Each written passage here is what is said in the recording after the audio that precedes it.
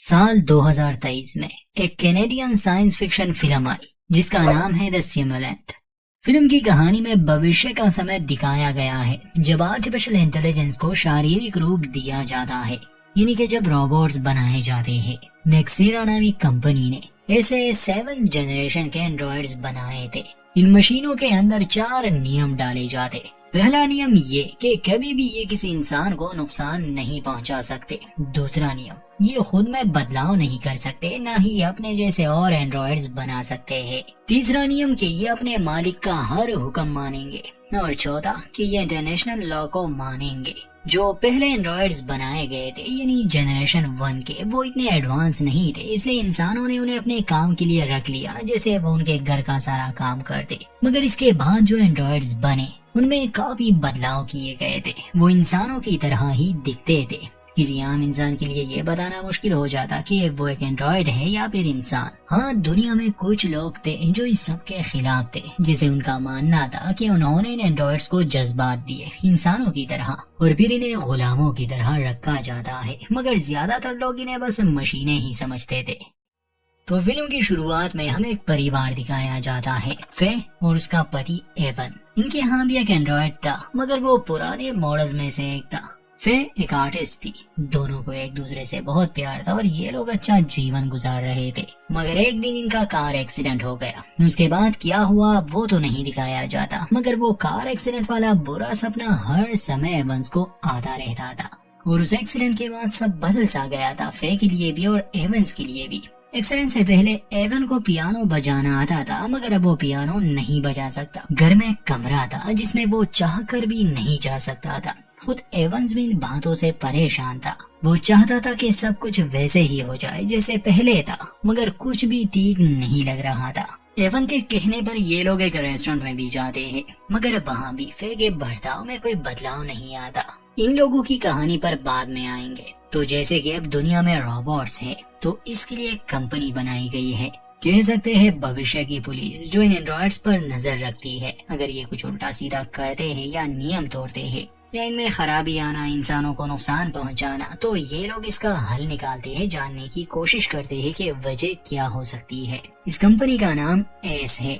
इसी एस नामी कंपनी में केसलर नाम का एक आदमी काम करता है, जिसे एक पुलिस वाला या डिटेक्टिव कहना गलत नहीं होगा। केसलर ऐसे एंड्रॉइड्स पर नजर रखता है जिनमें कोई तकनीकी खराबी आ जाए या वो हैक हो जाए, मतलब नियम तोड़ना। हाल ही में उसे केस दिया जाता है। जनरेशन 7 की एंड्रॉइड में कुछ खामियां देखने को मिली थी, इसलिए केसलर को उसे हिरासत में लेने के आदेश मिलते हैं। केसलर जब उस लोकेशन पर पहुंचता है और उसे अरेस्ट करने की कोशिश करता है, तो वो एंड्रॉइड कुछ नियम नहीं मान रही थी। जैसे जब भी यहाँ किसी एंड्रॉइड को शट डाउन के लिए कहा जाता है तो वो तुरंत ही शट डाउन हो जाता है।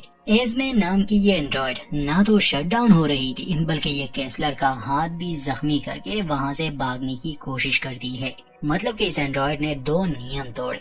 केसलर अपने टीम के साथ आया था, इसलिए वो उन्हें खबरदार करता है। और जब केसलर को महसूस होने लगा कि वो एंड्रॉइड इनके हाथ से निकल जाएगी, तो वो वहाँ पर इलेक्ट्रोमैग्नेटिक पल्स का एक शॉक वेव रिलीज करता है, जिसकी वजह से 1 किलोमीटर के दायरे में सभी मशीनें कुछ समय के लिए बंद पड़ जाती है। और केसलर को मौका मिल जाता है उस एंड्रॉइड को पकड़ने का। वो उसके गले में एक डिवाइस रख देता है और इसके बाद उसे एस के लैब में लाया गया। तहकीकात करने के लिए केसलर उस एंड्रॉइड के घर जाकर छानबीन शुरू करता है, ताकि वो जान सके कि इस एंड्रॉइड ने खुद में ये बदलाव किए या किसी ने इसकी मदद की। केसलर जब उसके घर में था तो वहाँ एक आदमी आता है जो अपना नाम कैसी बताता है। वो कहता है कि मैं एज़मे का पड़ोसी हूँ और हम दोस्त थे। ये जानकर कैसी को हैरानी भी होती है कि असल में एज़मे एक एंड्रॉइड थी। खैर, केसलर कैसी से कुछ सवाल पूछता है एज़मे के बारे में। इसके बाद जब केसलर एस के लैब में आया तो उसका बॉस उसे समझाता है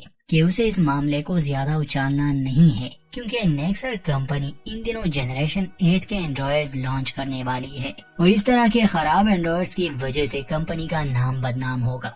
मगर केसलर को शक था कि कोई सिस्टम के साथ छेड़खानी कर रहा है, इसलिए लैब में जाकर उसे मालूम हुआ कि ये एज़मे नामी एंड्रॉइड असल में कैसी नामी उस आदमी के साथ रिलेशनशिप में थी। दोनों ने काफी समय एक साथ गुजारा, शायद दोनों एक दूसरे से प्यार करते थे। केसलर को एज़मे का एक जर्नल भी मिला था जिसमें उसने केसी का स्केच बनाया था। तो अब उसे शक होने लगा कि शायद केसी ने ही एस्मे के सिस्टम को हैक किया होगा और उसके नियम बदल दिए होंगे। दोबारा से केसलर जब उस घर में जाता है तो केसी वहां नहीं था, इसलिए वो उसे पकड़ने के लिए निकल जाता है। वो उसे पकड़ तो नहीं पाता, मगर उसे उसका असली नाम जरूर मालूम हो जाता है, जो कि डेजमंड हान था और वो नेक्सर कंपनी का काफी जाना माना इंजीनियर था। तो अगले दिन केसलर उस कंपनी के हेड से मिलता है और डेजमंड के बारे में पूछता है। वो औरत बताती है कि डेजमंड हमारे बेस्ट लोगों में से एक था, मगर जैसे जैसे हमने इन एंड्रॉइड्स को अपग्रेड करना शुरू किया, इन्हें इंसानों जैसे जज्बात दिए, वो इस बात के खिलाफ हो गया। वो समझता था कि हम गुलाम बना रहे हैं और लोगों को बेच रहे हैं, इसलिए उसने काम छोड़ दिया। हमें नहीं पता वो कहाँ है। खैर वो कुछ ऐसे बदलाव करना चाहता था जिसके लिए ये कंपनी तैयार नहीं थी। केसलर अब डेजमंड या ये कहे कि केसी के पीछे लग गया था। दूसरी तरफ हमें फे और एवंस दिखाए जाते हैं, जहाँ फे काफी परेशान लग रही थी और एक दिन जब ये पूल में थे तो वो एवंस को सच बता देती है। सच ये था कि एवंस की मौत तो उस एक्सीडेंट में ही हो चुकी थी, मगर इन दोनों ने बहुत पहले अपने जैसे 2 एंड्रॉइड्स बनवाए थे। वो एंड्रॉइड्स इन्हीं के घर में होते, वो डीएक्टिवेट थे, मगर हर दिन इनके दिमाग के डेटा को कलेक्ट करते। इन्होंने सोचा होगा कि अगर किसी दिन इन्हें अपने इंसानी शरीर को छोड़ना पड़े, मतलब कि मौत, तो इस मशीनी शरीर में एक दूसरे के साथ रहेंगे। और ऐसा ही एक हादसा हुआ जिसमें एवंस मर गया और बाद में फे ने उसका मशीनी रूप जगाया, मगर एक मशीन को इंसान मानना ये काफी मुश्किल था फे के लिए। जागने के बाद उसने एवंस में कुछ बदलाव की, जैसे उसे अपने मौत का समय याद नहीं था, वो पियानो नहीं बजा सकता था और घर के कमरे में भी नहीं जा सकता था, क्योंकि असल में उस कमरे के अंदर फे का एंड्रॉइड शरीर भी मौजूद था। ये सब जानकर एवंस को झटका लगता है। माना कि वो एंड्रॉइड था, मगर अंदर से वो किसी मशीन की तरह महसूस नहीं कर रहा था, बल्कि उसके अंदर थे इंसानी जज्बात। वो फे को समझाने की कोशिश करता है, मगर असल में ये करना गैर कानूनी था। कोई भी इंसान अपना कॉन्शियस किसी एंड्रॉइड में ट्रांसफर नहीं कर सकता। अब फे को किसी की मदद चाहिए थी। उसे केसी नामी हैकर के बारे में मालूम हुआ, इसलिए वो उसे घर बुलाती है और इन हालात के बारे में बताती है। फे एवंस को खत्म भी नहीं करना चाहती थी, मगर ये भी नहीं चाहती थी कि किसी को इस बारे में पता चले। तो केसी उसे सलाह देता है कि अगर वो एवंस को कहीं रखना चाहे कुछ दिनों के लिए, तो ऐसी एक सीक्रेट जगह है उसके पास। बाद में वो फैसला कर सकती है कि उसे एवंस के साथ क्या करना है, खत्म करना है या रखना है। केसी की बात मानकर अगले दिन फे एवंस को केसी की बताई हुई जगह पर ले जाती है, जो कि एक होटल था। फे एवंस से कहती है कि कुछ दिनों के लिए तुम्हें यहीं पर रहना होगा, बाद में हम कोई हल निकाल लेंगे। हालांकि एवन इस सबसे परेशान था, मगर कुछ कर भी तो नहीं सकता था प्रोटोकॉल्स की वजह से। एवंस ने केसी को नहीं देखा था, तो अगले दिन वो एवन से मिलने आ गया। वो एवन से कहता है कि मैं जानता हूँ कि तुम एक एंड्रॉइड हो और मैं ये भी जानता हूँ कि फे तुम्हें शट डाउन करने वाली है, मगर मैं तुम्हारी मदद कर सकता हूँ, मैं तुम्हें आजाद कर सकता हूँ। एवंस को केसी की ये बातें बिल्कुल भी अच्छी नहीं लगती, इसलिए वो उसे जाने के लिए कहता है। फे के लिए उसका प्यार सच्चा था, इसलिए एवंस को विश्वास नहीं था कि फे उसे अपनी जिंदगी से खत्म कर देगी। फिर केसी ये कहकर चला जाता है कि कोई बात नहीं, तुम इस बारे में सोचना और जब तुम तैयार हो जाओ मुझे बता देना, मैं मदद करूंगा। दूसरी तरफ फे अब अपने नॉर्मल लाइफ में लौटना चाहती थी, मतलब कि वो इस बात को मानने के लिए तैयार हो चुकी थी कि एवंस अब इस दुनिया से जा चुका है। इसलिए वो अपने घर से एवन का कुछ सामान उस होटल रूम में भेज देती है अपने सर्वेंट एंड्रॉइड के हाथों। ये एवंस को अच्छा नहीं लगता, उसे महसूस होने लगा कि अब फे उसे अपने दिल से निकालना चाहती है। वो उस जगह भी जाता है जहाँ पर कुछ महीने पहले वो कार एक्सीडेंट हुआ था और उसमें असली एवन मारा गया। वहाँ केसलर सीसीटीवी फुटेज से डेजमंड के नंबर प्लेट की जानकारी निकालने में लगा था, मगर वो रजिस्टर ही नहीं था। तो मजबूरन उसे एस्मे के पास जाना पड़ता है। वो उसे धमकाता है कि अगर उसने डेजमंड की लोकेशन के बारे में नहीं बताया तो वो उसकी यादें मिटा देगा। खैर एस्मे उसे डेजमंड नाम से नहीं जानती थी। अब इंसानी जज्बात होने की वजह से एस्मे डर जाती है और केसी के बारे में जानकारी देती है। वहाँ एवन से मिलने आया था केसी से। एवन चाहता था कि केसी उसकी मदद करे, इसलिए नहीं कि वो उसे एक आजाद एंड्रॉइड बनाए, बल्कि इसलिए कि अगर उसमें कुछ कमियां हैं, खामियां हैं, वो खत्म हो जाए और वो असली एवंस की तरह बन जाए, ताकि फे उसे दोबारा अपनाए। केसी उसे कुछ समय के लिए शट डाउन रखता है और उसके सिस्टम में कुछ खास बदलाव करके जब उसे जगाता है तो इस बार एवंस के वो प्रोटोकॉल्स खत्म हो चुके थे, यानी वो 4 नियम जो हर एंड्रॉइड को मानने होते हैं। केसी एवंस से कहता है कि अब तुम आजाद हो, जहाँ जाना चाहो जा सकते हो, जो करना चाहो कर सकते हो। वो अपने साथ उसे क्लब में ले जाता है, मगर एवन को फे के अलावा किसी का भी ख्याल नहीं आ रहा था।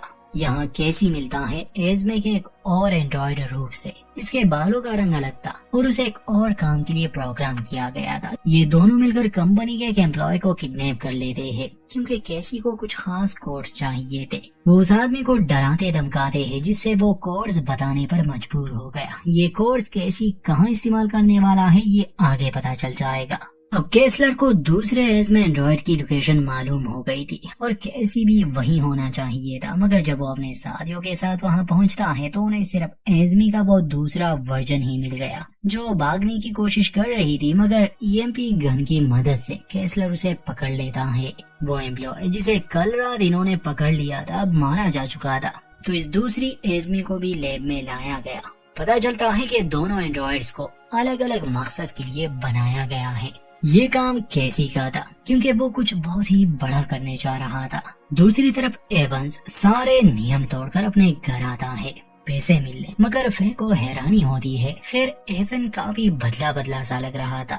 एक लम्हे के लिए फे ये भूल जाती है कि वो असली इंसान नहीं। दोनों इंटीमेट भी होते हैं, मगर फे रुक जाती है और एवन को जाने के लिए कहती है क्योंकि फे को लग रहा था जिसे वो धोखा दे रही हो। फिर एवन रुक जाता है, मगर अगले दिन वो फे को एक और आदमी के साथ देख लेता है। असल में वो एक आर्ट डीलर था और एवन को ये अच्छा नहीं लगता। घर आने के बाद दोनों का झगड़ा हो जाता है और फे तब ज्यादा डर जाती है जब शटडाउन कहने के बाद भी एवंस पर कोई असर नहीं होने वाला था। अब एवंस अपने मर्जी का मालिक था, उससे में वो घर से निकल जाता है।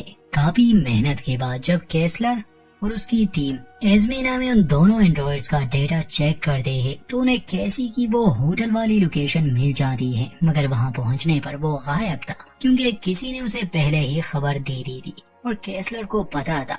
पार्किंग लॉट में एवंस उससे मिलता है। केसी उसे लिए अपने एक और सीक्रेट लोकेशन पर भाग जाता है।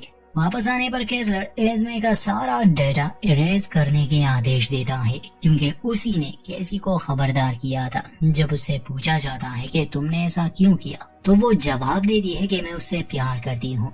केसलर के नजर में ये बस मशीनें थी जो 0 और 1 भाषा ही समझते थे।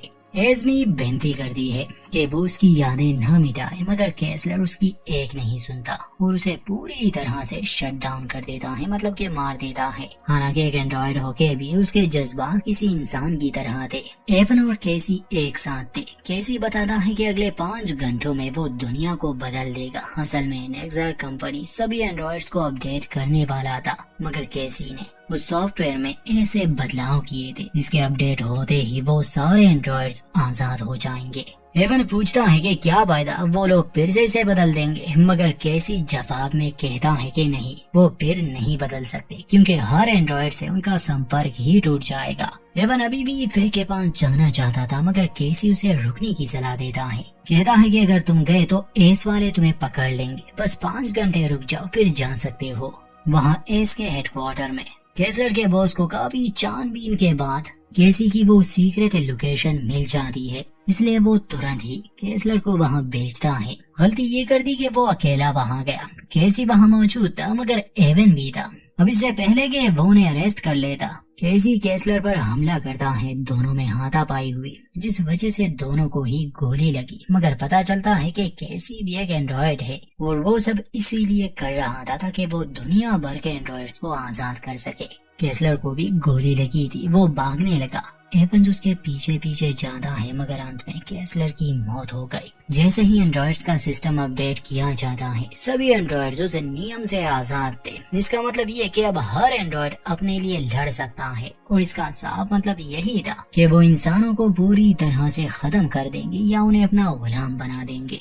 इसकी एक झलक हमें तब दिखाई जाती है जब एवंस अपने घर जाता है। फे से बात करने, मगर फे को उससे डर लग रहा था, इसलिए एवन उसे डुबाकर मार डालता है और उसके मशीनी रूप को जगा देता है जो उसी की तरह होगा। ऐसे ही हर एंड्रॉइड अपने मालिक को खत्म कर देगा और वैसे भी अब ये अपनी नस्ल आगे बढ़ा सकते हैं अपने जैसे करोड़ों AI एंड्रॉइड्स बनाकर। अंत में हमें ये भी दिखाया जाता है कि असली डेस्मंड अपने रेप्लिका के पास आता है, उसे बधाई देता है कि उन्होंने मिशन पूरा किया। शायद डेस्मंड यही चाहता था कि वो दुनिया से इंसान का नामो निशान मिटा दे और यहाँ पर सिर्फ एंड्रॉइड्स का राज हो। यहीं पर इस फिल्म का अंत होता है दोस्तों। वीडियो अच्छी लगे तो लाइक करें और चैनल को सब्सक्राइब करना ना भूलें।